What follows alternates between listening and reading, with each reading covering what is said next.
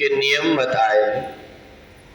यस्मान्नो द्विषते लोको लोकान्नो द्विषते च यः हर्षामर्ष भयोद्वेगै मुक्तो यः स च मे प्रिया।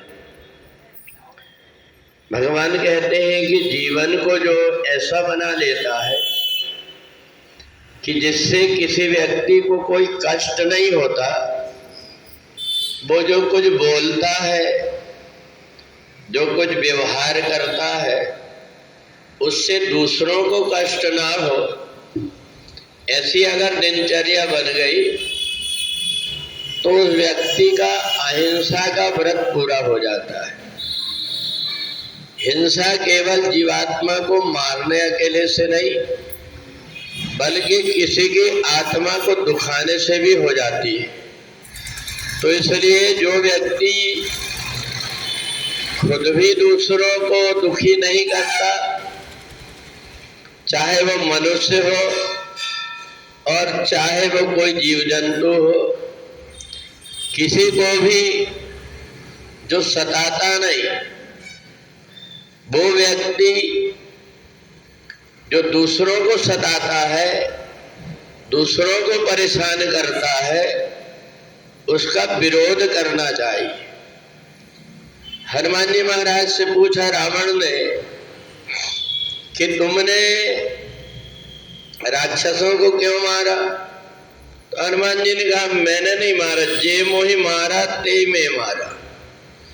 जिसने मेरे ऊपर प्रहार किया मैंने उसके ऊपर किया, और जिसने मेरे को कुछ नहीं किया मैंने उसको नहीं सताया।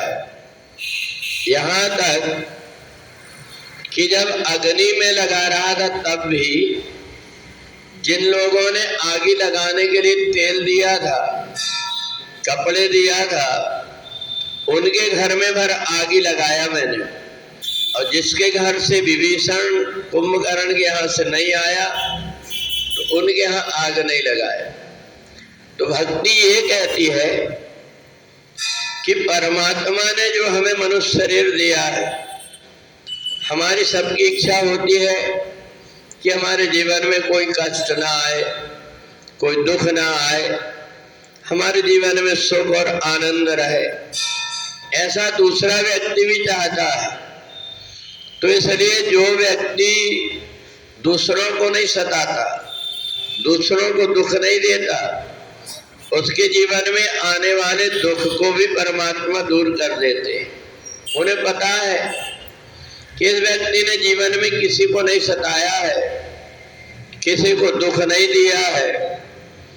तो ये जो नियम है भक्ति का, अद्वेष्टा सर्वभूतानाम, जितने भी संसार के जीवात्मा है वो सब हमारे जैसे ही है।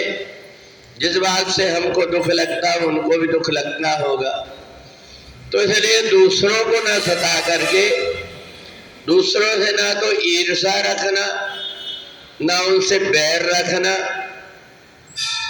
सबसे बड़ा क्षमादान होता है। अगर कोई व्यक्ति जाने अनजाने में हमारा अपराध कर देता है, उसको यदि हमने क्षमा कर दिए तो हमारा हृदय समुद्र जैसा हो जाता है।